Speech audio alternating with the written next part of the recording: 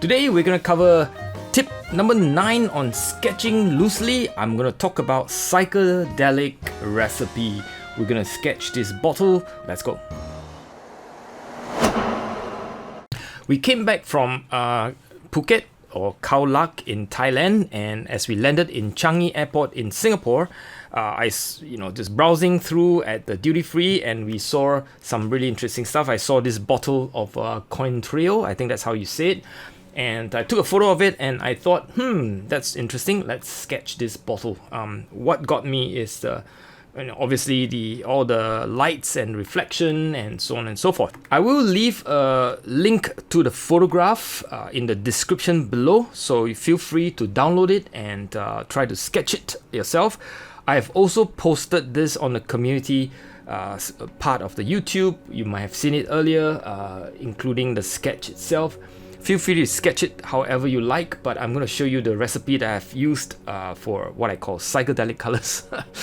I made it up, but anyway, I'll tell you the recipe so that you can also do it and follow it on your own style, and maybe add a bit of your salt and pepper on it if you like. So we'll just do a sketch. You can use a pencil, or like me, you can use my fountain pen. It's I use Diatramantis Archival Black with my favorite Sailor Fude nib, which is bended nib if you like. It's a bended nib fountain pen, which allows me to draw thick and thin line as I like. So that's a flexibility on that. So that's the sketch here. Now that I've drawn the sketched, keep it simple. Basically, the lines are very, very simple. I put my name and the date, 2024 January 11th. The whole idea is that when I put colors, I will not smudge the place where I put my name. So sometimes I put my name first, and that's how it goes. That's my spritzer. That's the brush that I'm using. I'm just going to use one brush. I'm going to use two water, one for cleaning and one for clear water. My palette of 24 colors. Those are my gears for today, basically. As you can see, keep it simple. And I clean up a couple of the wells, and here we go. So the idea of this recipe is I'm gonna stack the front object, which is the bottle.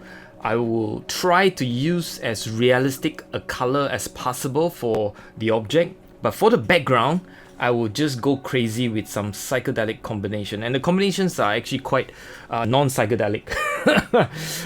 The colors are cobalt blue, as you can see. I will just randomly drop various cobalt blue of different sizes and so on. I try to be using unidirectional, so in other words, they are vertical, right? And then I go in with quinacridone rose. I dab it on the side, not mixing the color necessarily, but I made sure they are melting wet on each other, right? So as you can see, I sometimes go all the way up to the object itself, and I just randomly drop them, different sizes and shape as well for the quinacridone. Then next I go in with a little bit of cadmium yellow and cadmium orange, right? So I will splatter. I wouldn't necessarily drop them in. They are like diamonds on gold. You don't want a ghastly big slab of diamonds. Opaque colors such as cadmium yellow and cadmium orange are very precious. You want to treat them as a precious commodity. They are best melted into wet on wet, like such. And it's kind of play if you like, but that's basically it. And that's it. That's your psychedelic background color for this sketch. So I waited a little bit for it to dry before I come back. You do want to make sure that they don't melt into your actual objects in front. It becomes messy partly because of the opaque colors that I've thrown in. Messiness comes oftentimes because of the opaque colors that is thrown into the mix. I pick up some of the wet washes, and then I kind of just clean up and make sure that they don't melt too much into the foreground object, as you can see. So now I'm going to go realistic. In other words, I will use a bit of queen gold, a bit of burnt sienna mixed in, a bit of lemon yellow, and a dash of purple if you like. sorry, Carbozel Violet. That's the one on my palette. I was looking for that word. And so in that mix, you will get the yellow to the dark side of the yellow, if you like. It's dirty yellow, so it's kind of brown. And that makes up the cap or the cover to the cap, if you like. As you can see, I leave some streaks of paper white. I think it's sort of indicating the reflection, if you like, although if you look at a photograph, the reflection is not that strong, but it is okay to just indicate there's some reflection. You can leave paper white, that's fine. It's a sketch, and it's all indicative anyway. Now with the same mix, I'm gonna go a bit darker. In other words, I mix a bit more of the Carbozel Violet into the mix of brown, if you like. And with that, I'm gonna go and paint, lay down the wash for the bottle itself, the main part of the bottle. So if you ask me what color it is, I have no idea, because it's a mixture of lemon yellow, cream gold, burnt sienna, and a dash of Carbozel Violet. So if you want to know how to mix correct color, use your eye. All right, use your eye, have a sense of knowing what color will mix. And because they're complementary, yellow and purple are complementary, you will get somewhat of a neutral version of brown if you continue the path of mixing the two, or some variant of the two. In the thinking when I'm sketching this is leave the highlight paper white as best I can. Watch out for the dark spots within the bottle. You can see that there are darker patches of brown, if you like, within the bottle itself. You want to differentiate the lighter tone of brown, the darker tone of brown, and obviously leave as accurately as you can the highlight and the paper white. Now the paper white is not exactly white. You can actually compare the highlight and the paper, the label, if you like, contrail. You will find that there's a slightly grayish compared to the highlight. The highlight is whiter. And so what I'm going to do later, I'm just going to put a layer of light blue over it just to differentiate between the two. In terms of the brown and so on, I'm also kind of just drawing with my brush.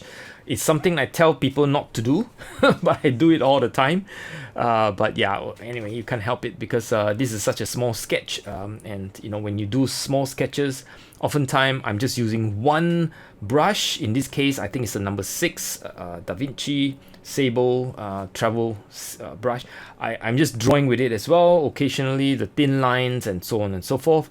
But all the time I'm thinking about value, right? The dark brown, the lighter brown, the highlight on the paper, as much as I can leave white, and so on and so forth. And if there is a lighter patch, I drop in a bit of lemon yellow just to give it a bit of light spot. I think that's kind of about all I do at this point. Thing about sketching, you when you're in the zone, which when I was doing this, I clearly was getting into the zone.